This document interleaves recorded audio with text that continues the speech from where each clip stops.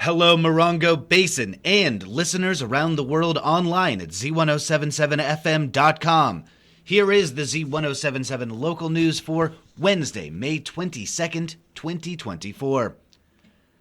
A Twentynine Palms man was arrested for investigation into the murder of a man with his dog at Knott's Sky Park.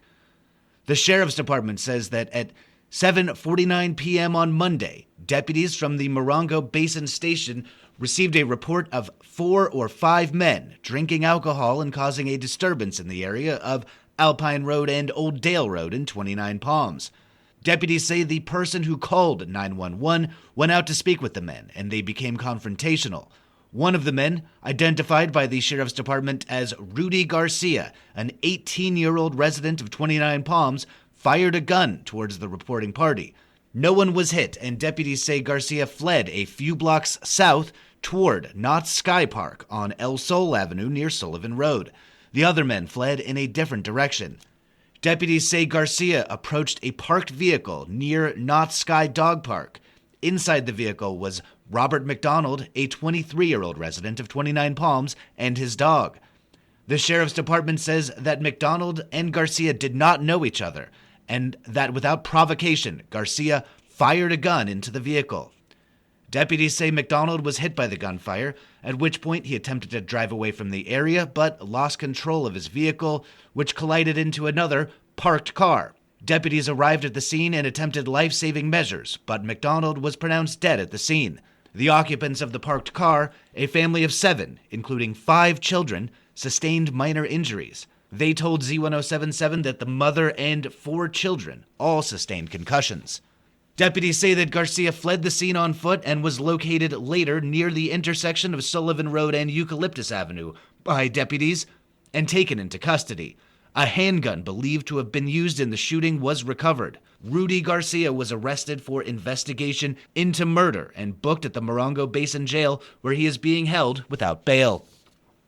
The Yucca Valley Town Council decided on art for this year's Summer Music Festival. Here is reporter Adeline J. Wells with that and more from last night's meeting.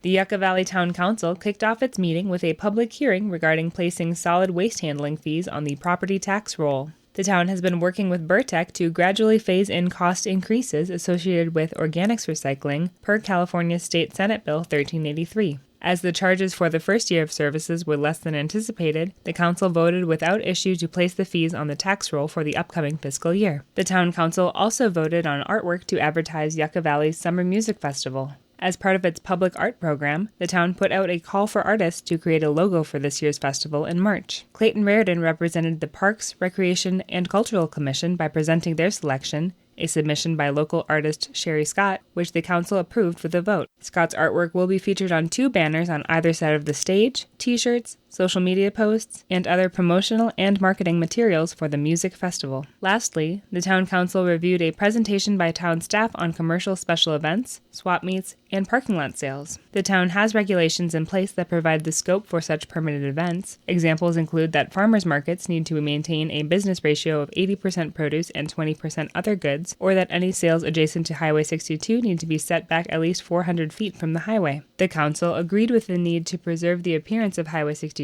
and provided feedback as to potential regulation revisions. As council member Merle Abel noted, certain events along Highway 62 seem to be more appealing to residents than others. The feedback I receive from residents is they don't want swap meets, they don't want rummage sales out on the main highway. They don't want thrift stores displaying goods outside. What they do want is they want gathering things like the holiday craft fairs or the holiday festivals. They want farmers markets. They want more places to gather and have events. So whatever the Planning Commission can do to help us move in those directions, I'm very much open to hearing those ideas. The presentation was one of several related to regulating pop-ups on Highway 62, sidewalk sales, street vendors, and food trucks have been on the agendas at both recent and upcoming Yucca Valley Planning Commission meetings. Reporting for Z107.7, this is Adeline J. Wells.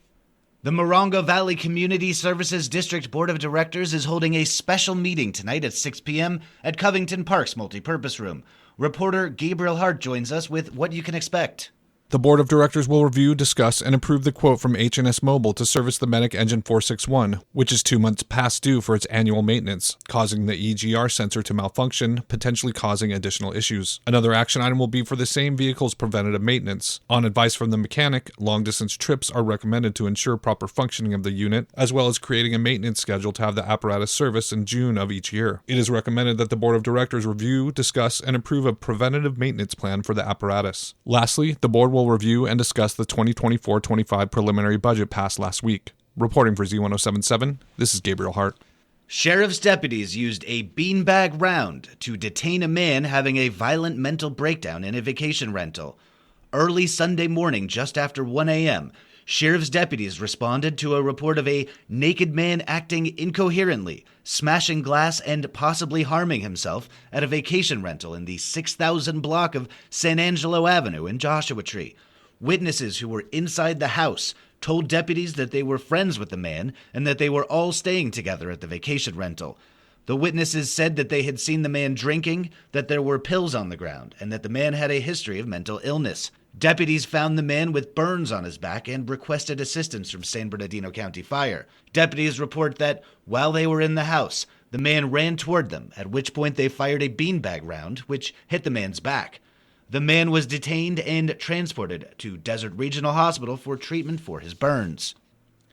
Copper Mountain College's commencement week has arrived. With several ways to usher in the end of the college school year, reporter Gabriel Hart rejoins us with the full list of events.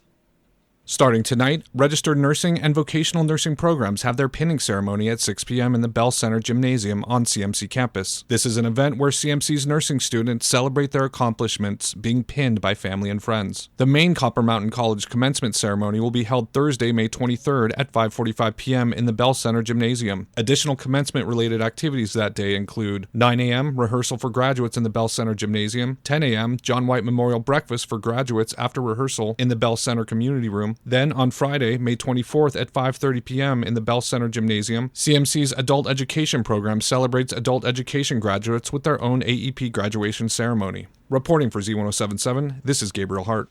And finally, local father and son artists David and Christopher Filosi won first place in sculpture at the 51st annual Beverly Hills Art Show held over the weekend.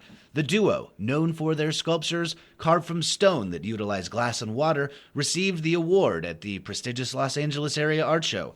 As they do most years, they will be opening their home studio in Yucca Valley during the Highway 62 Art Tours, which happens annually in October. That's our local news. Hear local news 7 times a day, 7 days a week at 7, 8, 9, noon, 4, 5, and 6. If you hear news happening, let us know about it. Email us at tips@z1077fm.com. Reporting for the Morongo Basin News Leader, the award-winning Z107.7 Local News, I'm Jeff Harmatz.